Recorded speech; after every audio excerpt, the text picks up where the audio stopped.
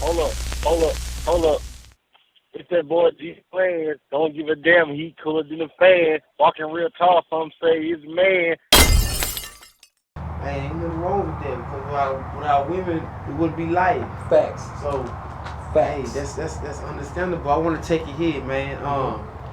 We were talking earlier about you mentioned that love and hip hop. You mentioned that you was with Mystikal. You don't have to go into detail about what happened with the love and hip hop situation, but as far as you being with Mystikal, how did that come about? Mystikal, I was doing a show. I don't remember where it was, but I was doing a show, and this is one of the times I realized my ex-brother-in-law was hating on me. I was doing a show. Mystikal had just come home from jail. Like I said, I did my shows with live bands, so we was practicing in Baton Rouge with the band, and at that time, him and my sister were married. So, you know, Mystikal, he had just come home, so he called him. He like, yeah, I'm in Baton Rouge. So Mystikal pulled up. He was watching me practice. I'm in there rapping, doing operas, doing Ray Charles. Hey, you know what? I'm telling you, man. And he like, man, I like this nigga. You know what I'm saying? And he like, I fuck with him. So he's like, man, come on, let's go. Yeah. He trying to get Mystikal to leave. Mystikal like, nah, I want to stay and watch the nigga practice. Like, this is entertaining to me because Mystikal had just literally like a week prior got out. So this is refreshing to him to not hear mumble rap or not, you know what I'm saying? He's seeing a nigga that's really entertaining, which he's really entertaining. Yeah. So it's very refreshing to him. He's like, man, you remind me of me. My brother-in-law steady trying to make him leave. Come on, man. I know you got things to do. He like, man, this is what I want to do today. I want to sit and watch this nigga. So he watched me. We walked outside, we exchanged numbers. He was like, man, I fuck with you. As soon as I start doing shows, I want to put you on a show. I said, all right, cool. I need the live band. I said, all right, cool. I do a show with the live band. It's me and 5 people and him on the show, like the lineup.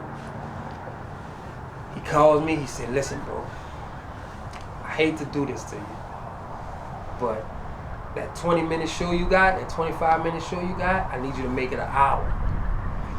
I'm knocking everybody else off the show. It's just gonna be me and you on the show. I said, what? He said, you're the only nigga I know can stand on stage with me. I said, yeah. He said, this is all I need you to do. Help me put a band together. I was so humbled by that because this is one of my favorite rappers of all time. And he was like, I need to do that. Mystikal's a real nigga. So he ain't gonna hide when he, you know what I'm saying? Listen, he'll say it in an interview. Man, this nigga was doing shows with bands, not me. I started doing it because he did it. And I'm on the stage with him. He was like, man, listen, I'm not, that nigga told me to my face one time, I'm not coming on stage after you without a band. And I'm Mystikal.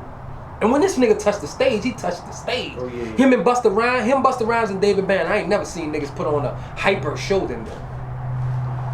So we went on the road, just me and him, just literally. And everybody, and the funniest thing in the world is, and I don't feel the need to ever fix things or size things up or make people understand the truth. The funniest thing is everybody thought I hated on him. But I have the text messages of him saying, don't be mad at me, but I'm taking everybody off the show. I have the text messages of saying why. Because you the only nigga that could really be on stage with me. Can't nobody else do it.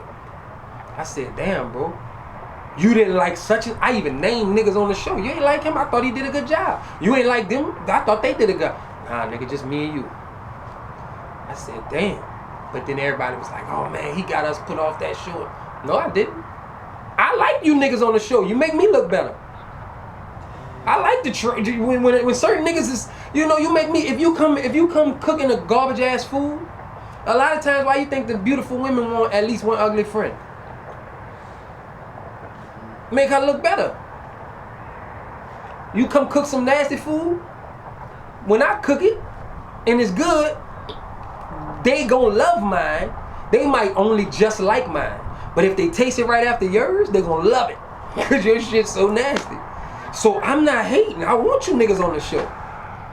Now, was I happy because I got more money? Yeah, I was happy because I got more money. But at the same time, I don't want you niggas off the show. That don't hurt. You don't hurt or help me. I used to tell Mystikal, if you want me to go on after you, I will. All the time. I remember, I think Chuck was filming, if I'm not mistaken. He might have not been.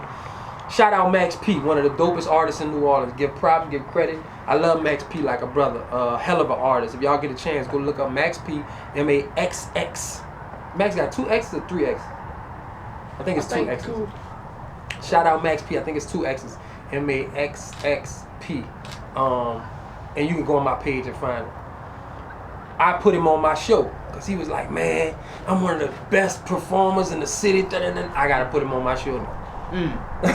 If you one of the best performers, I gotta put you on my show. And I like niggas like Max P because it's a competitive nature that it's a love though. I love him like a brother, so it's a competitive nature. It's like, okay, I'm gonna put you on the show. And we were sitting outside in front of the show, and he was like, man, I'm telling you, cuz, you ain't never saw me cut up, I'm gonna cut up. And I'm just sitting there like, all right, nigga. Cause I know in my mind, and I told Max P right there, I said, nigga, I could be on the stage if Michael Jackson could come back to life. He better fucking moonwalk, cause I'ma cut up. He better moonwalk and all that shit he used to do, lean forward and not, he better do all that shit. Cause if not, they gonna be like, man, Mike could have went back, I wanna see dude some more. After the show, this is why I fuck with Max P. That nigga was like, man, say son, you really put me on, like you nigga, you opened my eyes like on some performance shit. He like, nigga, you a whole nother breed. Cause I know they don't wanna just hear me rap the whole time. So I got a nigga coming out the back singing. I got a chick coming out the back singing, my sister. I got a nigga playing violin. I'm acting like Ray Charles. We doing opera. We singing 24 karat magic. Like it's you getting the experience when you watch my show. So and we throwing paper planes. We throwing airplanes. I'm reading poetry. I'm closing my eyes and folding airplanes while I'm rapping. Like all this shit is going on during my show. You can't compete with that if you just a regular nigga. And I know that. Cause I'm just a regular nigga. And I wouldn't know how to compete with that. So that's why for me it's like when he put me on that show and bumped everybody else off, I understood why. I totally understood why. But it wasn't